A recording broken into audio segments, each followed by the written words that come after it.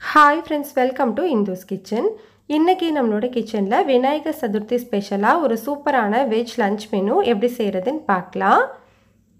இந்த லஞ்ச் மெனுல நான் இன்னைக்கு கத்திரிக்காய் முருங்கைக்காய் சாம்பார், ரசம், கேரட் பீன்ஸ் பொரியல், உருளைக்கிழங்கு வறுவல், புடலங்காய் கூட்டு, மசால் வடை, அப்பளம், பாஸ்மதி அரிசியில கேரமல் பாயசம் ரெடி பண்ணியிருக்கேன். இப்போ இந்த ரெசிபிஸ் எல்லாமே குயிக்கா எப்படி செய்யறதுன்னு பார்க்கலாம். ஃபர்ஸ்ட் நம்ம கத்திரிக்காய் முருங்கைக்காய் சாம்பார் செஞ்சுக்கலாம். அதுக்காக ஒரு கடாயில் 2 டேபிள் ஸ்பூன் அளவு எண்ணெய் சேர்த்துக்கோங்க. எண்ணெய் சூடானதுக்கு அப்புறமா இதில் ஒரு 8 சின்ன வெங்காயத்தை 2 கட் பண்ணிவிட்டு சேர்த்துக்கலாம். இந்த வெங்காயத்தை ஒரு 2 நிமிஷத்துக்கு மட்டும் வதக்கி விட்டுக்கோங்க. இப்போ இதில் 2 மீடியம் சைஸ் தக்காளியை சின்ன சின்னதாக சேர்த்து இந்த தக்காளி நல்லா மசிகிற வரைக்கும் வதக்கி விட்டுக்கோங்க. இந்த அளவுக்கு தக்காளி நல்லா மசிஞ்சு வெந்ததுக்கு அப்புறமா இதில் 2 கத்திரிக்காய், 1 முருங்கைக்காய் சேர்த்துட்டு ஒரு 2 நிமிஷத்துக்கு வதக்கிக்கலாம். இப்போ இந்த சாம்பாருக்கு தேவையான அளவு உப்பு, 1 டேபிள் ஸ்பூன் அளவு கல்லுப்பு சேர்த்து நல்லா மிக்ஸ் பண்ணி விட்டுக்கோங்க. மிக்ஸ் பண்ணதுக்கு அப்புறமா இந்த காய் மூழ்கிற அளவு மட்டும் தண்ணி சேர்த்துக்கலாம், அதிகமாக சேர்க்க வேண்டாம். தண்ணி சேர்த்து ஒரு முறை நல்லா கலந்துட்டு இதை ஒரு மூடி போட்டு ஸ்டவ்வை மீடியம் ஹீட்டில் வச்சுட்டு ஒரு 5 நிமிஷத்துக்கு வேக வச்சுக்கோங்க. 5 நிமிஷத்துக்கு அப்புறமா பாருங்கள், நம்மளுக்கு காய் எல்லாமே ஒரு 3/4 அளவு நல்லா வெந்து வந்திருக்கு. இப்போ இதில் நம்ம பருப்பு தண்ணி சேர்த்துக்கலாம். நான் இன்றைக்கி மெஷரிங் கப்பில் 1/2 கப்புக்கும் கொஞ்சம் குறைவான அளவு துவரம் பருப்பை நல்லா கழுவிட்டு ஒரு 1/2 டீஸ்பூன் அளவு மஞ்சள் தூள் சேர்த்து குக்கரில் 4 விசில் விட்டு வேக வச்சு எடுத்து வச்சுருக்கேன். இந்த பருப்பு தண்ணி சேர்த்ததுக்கு அப்புறமா இதை ஒரு முறை நல்லா கலந்து விட்டுக்கோங்க. இது ஒரு கொதி வரட்டும். இந்த மாதிரி கொதி வந்ததுக்கு அப்புறமா இதில் 2 டீஸ்பூன் அளவு சாம்பார் தூள் சேர்த்துக்கலாம். இதை வீட்டில் அரைச்ச சாம்பார் தூள்.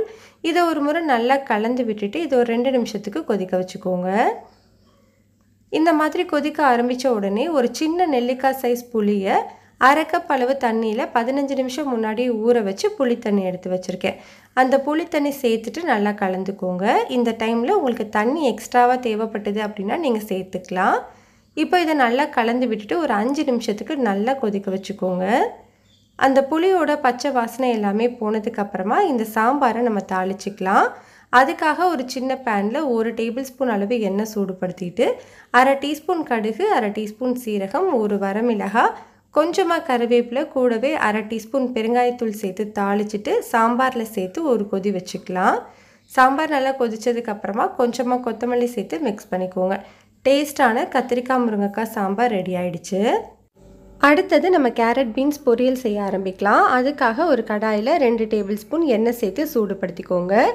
எண்ணெய் சூடானதுக்கப்புறமா 1/2 டீஸ்பூன் கடுகு, 1/2 டீஸ்பூன் உளுந்து, 1 டேபிள் ஸ்பூன் கடலைப்பருப்பு, கொஞ்சமாக கருவேப்பிலை சேர்த்து தாளிச்சிக்கலாம். இது எல்லாமே நல்லா பொரிஞ்சு வந்ததுக்கப்புறமா இதில் ஒரு பெரிய வெங்காயத்தை நீளமாக கட் பண்ணிவிட்டு சேர்த்துக்கோங்க. கூடவே காரத்துக்கு 1 பச்சை மிளகாயை இடையில கீறிட்டு சேர்த்துருக்கேன். இப்போ இது எல்லாத்தையுமே ஒரு 1 நிமிஷத்துக்கு மட்டும் வதக்கி விட்டுக்கலாம்.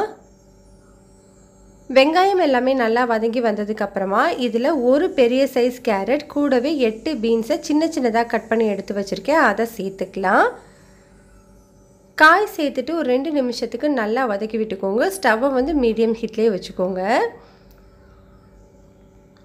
இப்போ காய் கொஞ்சம் வதங்கி வந்ததுக்கப்புறமா இந்த பொரியலுக்கு தேவையான அளவு உப்பு, ஒரு 1/2 டீஸ்பூன் அளவு கல்லுப்பு சேர்த்துட்டு இதை நல்லா மிக்ஸ் பண்ணி விட்டுக்கலாம்.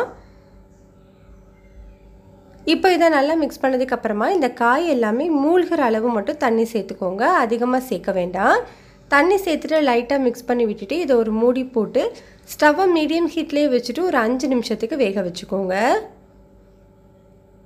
5 நிமிஷத்துக்கு அப்புறமா பாருங்கள், நம்மளுக்கு தண்ணி எல்லாமே வற்றி காய் எல்லாமே நல்லாவே வெந்து வந்துருச்சு. இந்த டைமில் ஒரு 1/4 கப் அளவு துருவின தேங்காய் சேர்த்துக்கலாம். கூடவே 2 பல்லு பூண்டை நல்லா கல் உரலை இடிச்சிட்டு சேர்த்துக்கோங்க, நல்ல வாசனையாக இருக்கும். இது எல்லாத்தையுமே ஒரு முறை நல்லா கலந்துட்டு ஸ்டவ் ஆஃப் பண்ணிக்கலாம். அவ்வளோதான், நம்மளுக்கு ரொம்ப டேஸ்டான கேரட் பீன்ஸ் பொரியல் ரெடி ஆயிடுச்சு. அடுத்தது நம்ம டேஸ்டான உருளைக்கிழங்கு வறுவல் செய்ய ஆரம்பிச்சிடலாம். அதுக்காக ஒரு கடாயில் 2 டேபிள் ஸ்பூன் எண்ணெய் சூடுபடுத்திட்டு 1/2 டீஸ்பூன் கடுகு, 1/2 டீஸ்பூன் உளுந்து, 1/2 டீஸ்பூன் சோம்பு சேர்த்து தாளிச்சுக்கோங்க.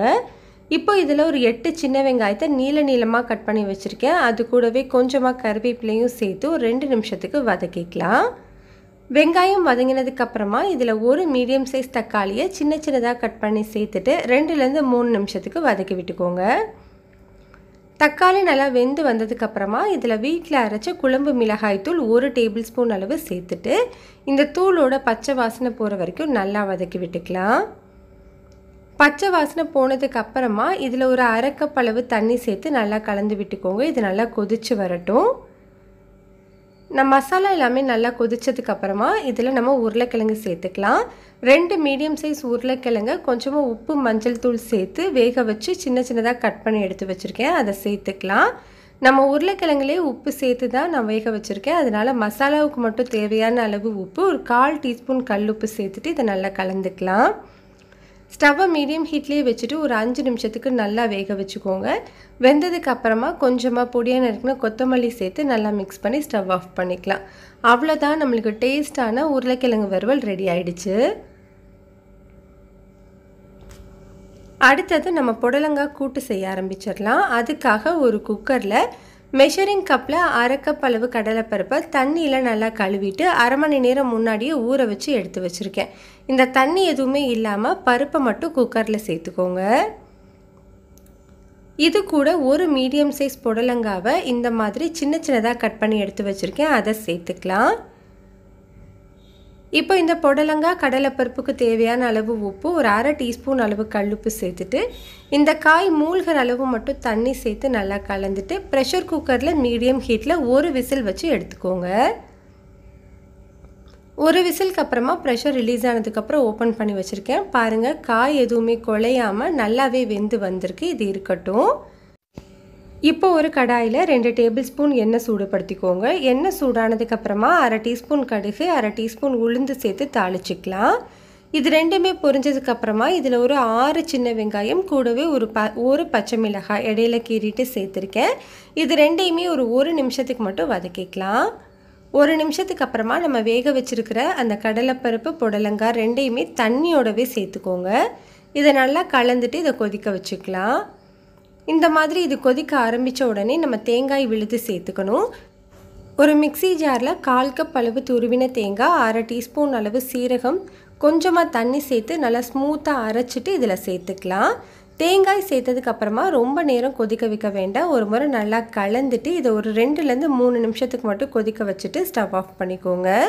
அவ்வளோதான், நம்மளுக்கு ரொம்ப சிம்பிளான ரொம்பவே டேஸ்டான புடலங்காய் கூட்டு ரெடி ஆயிடுச்சு. அடுத்தது நம்ம ரசம் செஞ்சுக்கலாம். அதுக்காக ஒரு சின்ன நெல்லிக்காய் சைஸ் புளியை 1 கப் அளவு தண்ணியில் ஒரு 15 நிமிஷம் ஊற வச்சு புளி தண்ணி எடுத்து வச்சுருக்கேன். இப்போ இது கூடவே ஒரு மீடியம் சைஸ் தக்காளியை இந்த மாதிரி நல்லா மசிச்சு விட்டுக்கலாம். தக்காளியை நல்லா மசிச்சதுக்கப்புறமா இது தனியாக இருக்கட்டும். இப்போ ஒரு மிக்ஸி ஜாரில் 1 டீஸ்பூன் அளவு மிளகு அரை டீஸ்பூன் அளவு சீரகம் சேர்த்துட்டு இதை இப்போ 1 பாதியமாக அரைச்சி எடுத்துக்கோங்க.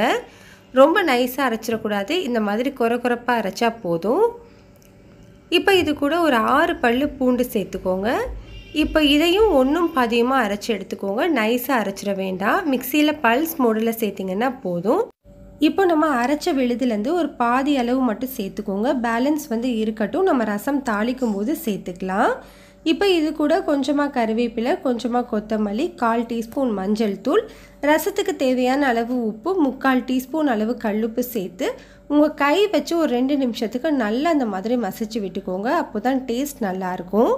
மசிச்சதுக்கப்புறமா உங்களுக்கு ரசம் எவ்வளோ வேணுமோ அதுக்கேற்ற அளவு நம்ம தண்ணி சேர்த்துக்கலாம். இப்போ இது இருக்கட்டும். ரசம் தாளிக்கிறதுக்காக ஒரு கடாயில் 1 டேபிள் ஸ்பூன் எண்ணெய் சூடுபடுத்திக்கோங்க. எண்ணெய் சூடானதுக்கப்புறமா அரை டீஸ்பூன் கடுகு, ஒரு வரமிளகாய், ஒரு பச்சை மிளகாய் இடையில கீறிட்டு சேர்த்துக்கலாம்.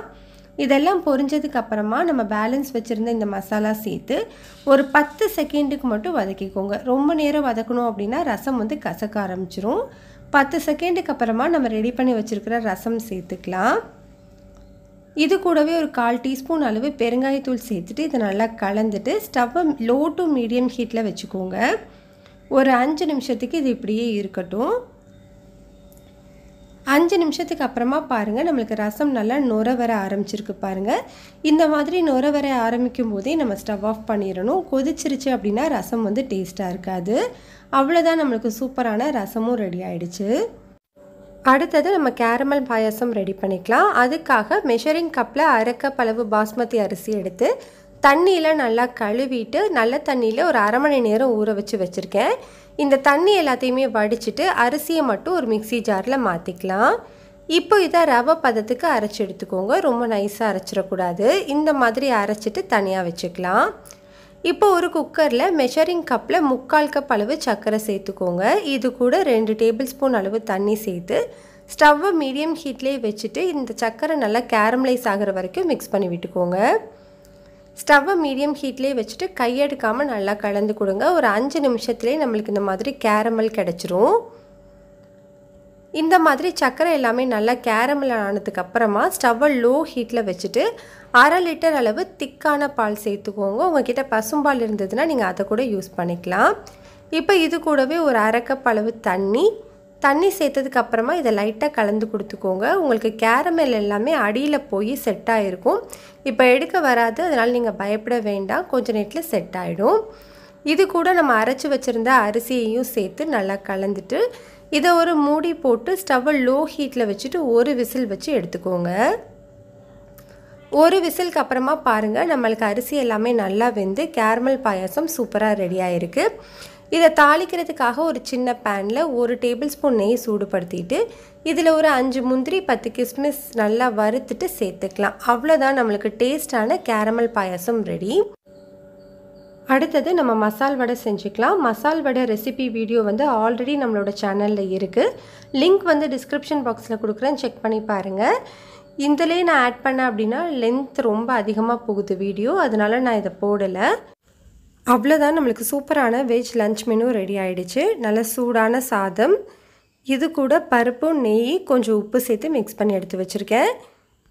கத்திரிக்காய் முருங்கைக்காய் சாம்பார், ரசம், உருளைக்கிழங்கு வறுவல், கேரட் பீன்ஸ் பொரியல், புடலங்காய் கூட்டு, மசால் வடை, கொஞ்சம் அப்பளம் பொரித்து வச்சுருக்கேன், பாயாசம். அவ்வளோதான், நம்மளுக்கு சூப்பரான லன்ச் ரெடி ஆகிடுச்சு.